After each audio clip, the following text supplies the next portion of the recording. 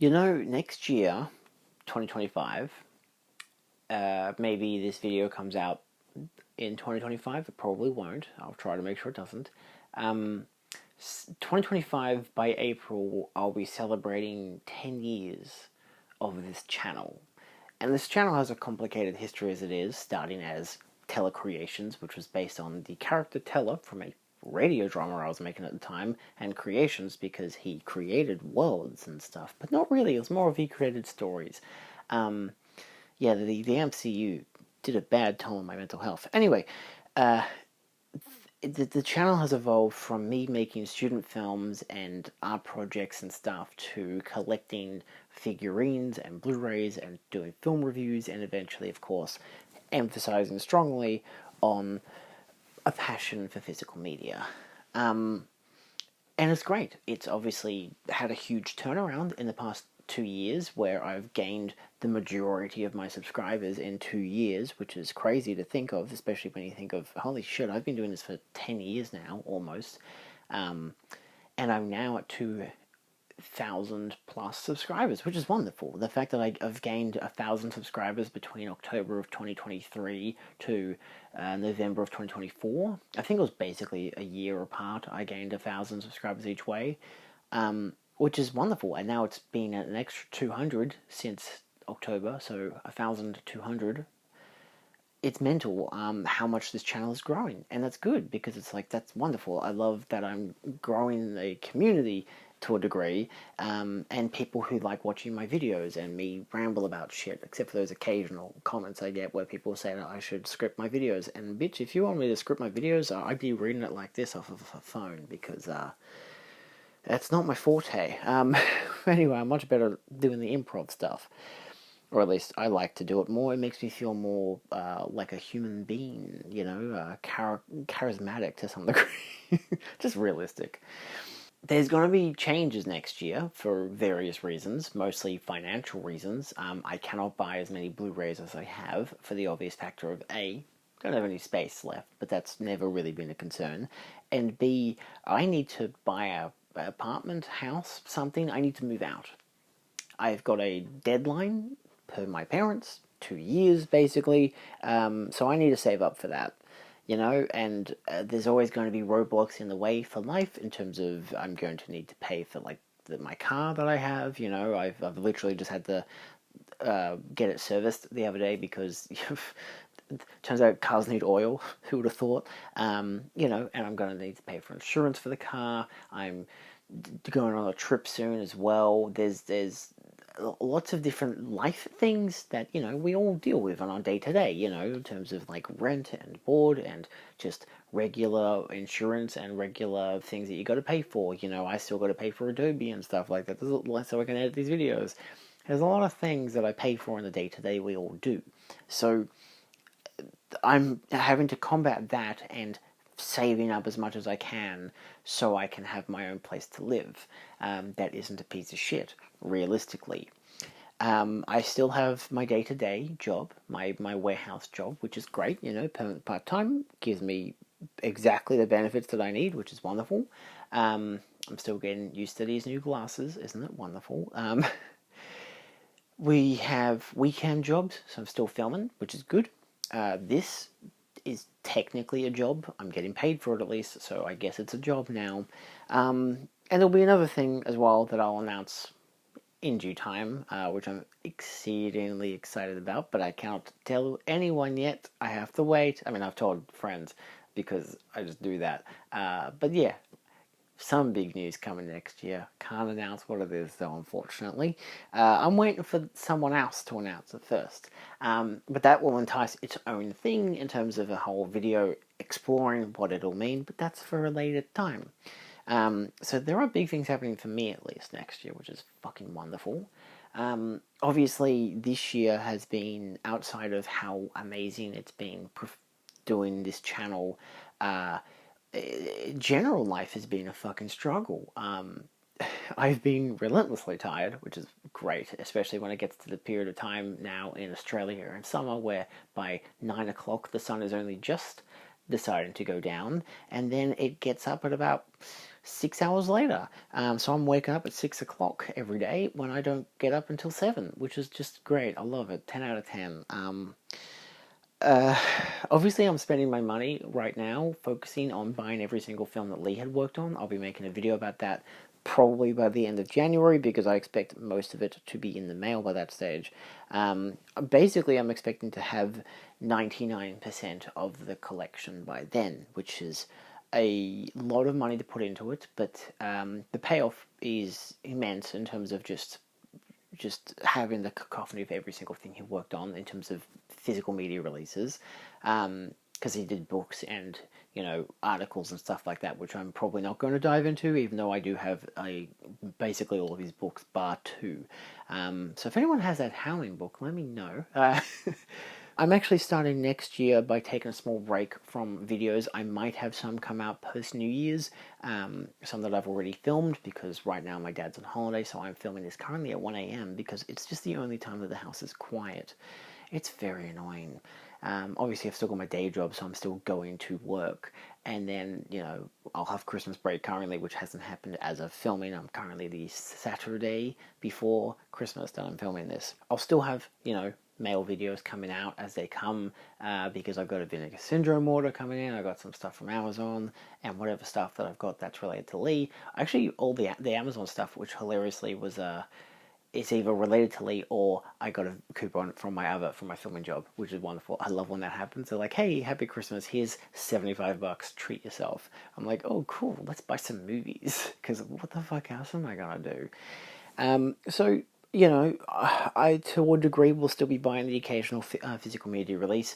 I hope to get in touch with Umbrella Entertainment and Imprint to a better degree to not just have a good communication with them, but hopefully to get releases from them without having to pay for them. I have friends who do YouTube and also film critics who get free releases from them, but do actual proper unboxings and reviews, and I can do that the day it comes in. Like, you've seen videos of this past year where I've done Caligula and Eyes of Outer Face and just a bunch of imprint ones as well, where the day that they've come in, I've just fucking head down, bum up, watched the film, done the review, filmed it, edited, released it that night. I'm quick on the gun with that kind of shit, mostly because I'm like, if no one else has done a video, I want to be the first, especially for Australian label releases. Like, you're not going to get me to do that for Criterion or Scream Factory or any from the UK, because it's not going to happen. The Blair Witch Project, for example, I could do the imprint immediately,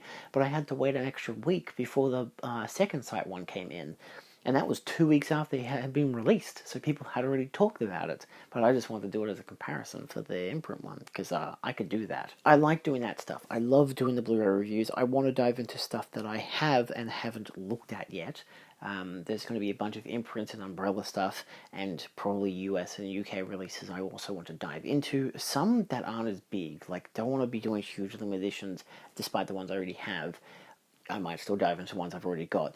But I want to also go into those random ones that you don't remember have been released. The occasional Scream Factory, the occasional Kino Lorber, just random shit that I think is still worth diving into that most people wouldn't consider worthwhile looking at for a Blu-ray review video. Something that could be a 5 to 10 minute long video of just, here's what I think of the film, here's the transfer, here's the audio. The special features could be fucking zilcho. It might have one commentary, and that could be it. I might just be like, yeah, I'll listen to the commentary track, and then I'll do a whole video on it. So I want to be doing those as well, not because they're easy to do, but because people seem to have much more of an appreciation for those as well. The immediateness of doing limited edition box sets, people love, sure, because everyone wants to know what's in it immediately, and most people just do unboxings. I like to put in the extra effort of actually looking through the special features and the transfer and the audio. I like doing that. I like to do a full job as much as I can. And I'm not always able to do that. I sometimes have to cut out, like Suspiria. I couldn't watch the transfer properly until after I'd made my video. But then I did that night. I'm like, you know what, I've got nothing to add, this was great, But sometimes there are things where you'll notice, I'll notice things in a video, or maybe someone will be like, oh, there's a bonus features disc there you didn't talk about, like the criteria, the Godzilla -1 video I didn't look at the bonus features disc, and I still haven't. I just haven't had the time. I've been so fucking busy this week. I haven't been able to go back and look through that disc. So there's going to be stuff like that I'm going to miss. We're all going to do that, but I want to do those smaller releases that, firstly, it'll encourage me to watch the smaller releases, which are the other things that really bulk up everyone's shelves. You don't think about it, but once you get multiple, it just builds. But yeah, I just want to be able to appreciate those in my own time, show my appreciation for a video as well, because I know that other people might like that insight, especially if it's a release that's been out for a couple of years and it hopefully isn't out of print. Just to give some variety to the channel. So the main bulk of the channel I want to be doing next year will be Blu-ray reviews, with the occasional hopeful new release that I can get my hands on, hopefully for a good price, because again, I really, really, really am budgeting myself next year a hell of a lot. This year I went crazy spending, mostly for fun, but also because of stuff that was related to Lee, which has also been a huge thing that happened this year, of course. Having Lee pass away was just so immense and fucking awful and distracting and just terrible in every sense of the word. And it has opened up a lot of doors which I didn't expect would happen. I've met people I didn't expect to meet because of it. So it's again, it's one of those things where it's like, you never want something like that to happen, and I hate that it happened. But surprisingly, things have come out of it to a degree that I didn't expect. Especially, it's almost like it was stuff that was going to happen eventually, but like it's just been thrown into a closet and slowly building up, and eventually it's just blown open, and there's everything in a very large wave, and I'm having to compete with all of it while it's all happening. So like meeting, Josh Hibbert, who is the director of content at Imprint, meeting a whole bunch of new people who go to the Cinemaniacs, gaining a lot more friends, building a lot more relationships, having a lot more people understand who I am and the stuff I do. It's fucking crazy. Like, it's one thing to get subscribers and to get comments and likes and dislikes and all that kind of stuff. It's another thing to have people in the flesh talking about you to someone else, saying, this guy does videos, you should watch his videos. And I'm like, I'm just a fucking guy talking about goddamn Blu-rays to a goddamn camera. But the fact that we're all, I mean, to be fair, most of my friends are artists, so we're all, in that field. I've got friends who do podcasts and shit, which is great. I hopefully will be on some of those next year. So I'm hopefully branching out with that. I'm going to be on the Imprint podcast. I don't know if it's been announced yet. Hopefully it will be by the time this video comes out. Holy shit. But that'll be for the best of Imprint for 2024. I don't know when that video is going to come out, so take a listen to that. I know I'm going to be on Curbside Collectibles. I did an interview with him 2 months ago. It hasn't come out yet because he does them weekly, and obviously he did a fucking lot of them, which is perfectly fine.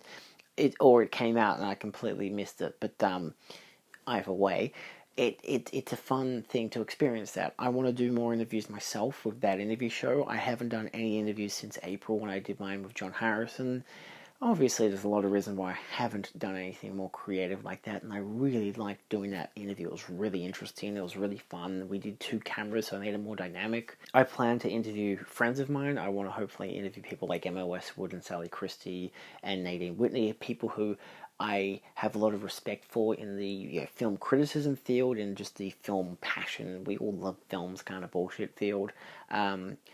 But of course, we're all still busy with lives, so we're trying. I'll approach them with it, and we'll figure it out as it goes. Nadine's going to be the hard one, mostly because she's so fucking busy. But she's a great film critic, so it's like I don't want to stop her from doing the great shit that she does. So it's like, but we're good friends, so we'll figure it out. But that's the kind of stuff I want to be diving into next year, like a huge abundance of Blu-ray reviews from stuff I already have, and the occasional new release if I get them.